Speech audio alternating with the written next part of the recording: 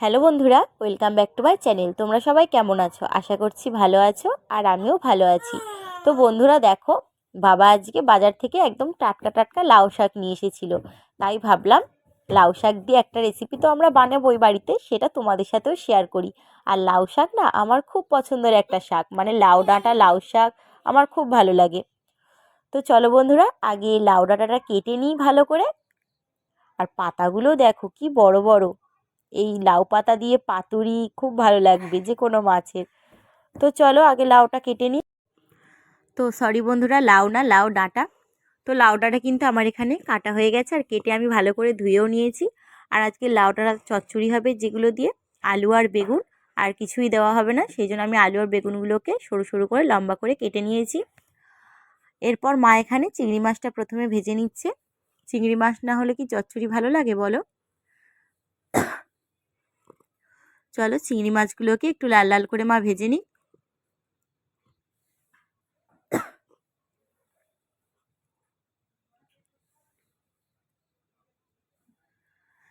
মা চিংড়ি মাছগুলোকে ভেজে নিয়েছে, এরপর একটা প্লেটে তুলে নিল। এরপর চচ্চড়ির জন্য ফোড়নে দিয়ে দিল অল্প একটু 5 ফোড়ন,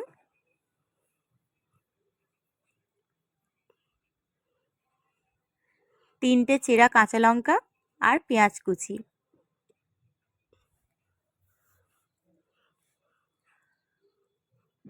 পেঁয়াজটা কিন্তু এবার খুব লাল লাল করে ভাজার দরকার নেই, হালকা করে ভেজে নিয়েছে মা। এরপর এতে দিয়ে দেবে মা রসুন বাটা, আদা বাটা। এরপর কিন্তু মশলাগুলোকে খুব ভালো করে কষাতে হবে। আর শুধু এই তরকারি না, যে কোনো তরকারিতে যা যা মশলাগুলোকে কিন্তু খুব ভালো করে কষাতে হবে, নইলে মশলার কিন্তু একটা কাঁচা বাজে গন্ধ ছাড়ে। তো এরপর মা দিয়ে দিল হলুদ গুঁড়ো, লঙ্কা গুঁড়ো, আর দিয়ে দিল পরিমাণ মতো লবণ। সব কিছু দিয়ে কিন্তু মশলাগুলোকে ভালো করে কষাতে হবে।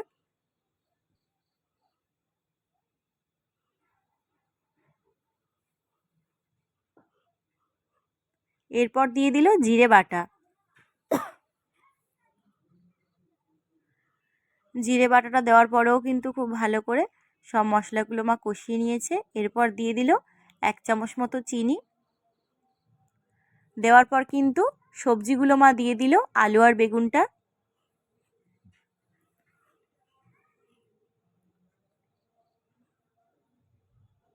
এরপর দিয়ে দিল লাউ শাকটা। এরপর কিন্তু মশলাগুলোর সাথে সব সবজিগুলো খুব ভালো করে কষিয়ে নিতে হবে, যাতে সবজির মধ্যে মশলাগুলো একবারে মিশে যায় ভালো করে। এত গলাটা খুসখুস করছে, খালি কাশি হচ্ছে।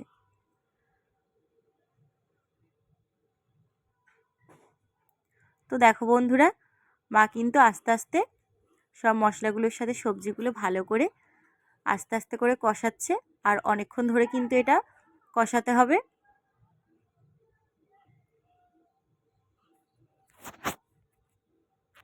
আর এতে কিন্তু জল বেশি দেওয়া যাবে না, যেহেতু চচ্চড়ি শুকনো শুকনো হবে, সেই জন্য মা একদম অল্প একটু জল দিল। আর এখানে মা চিংড়ি মাছ ভাজাগুলো দিয়ে দিল, আর একটু মাছের তেল ছিল সেটাও কিন্তু মা দিয়ে দিয়েছে। এরপর দেখো বন্ধুরা, চচ্চড়িটা কিন্তু প্রায় পুরো হয়েই গেছে।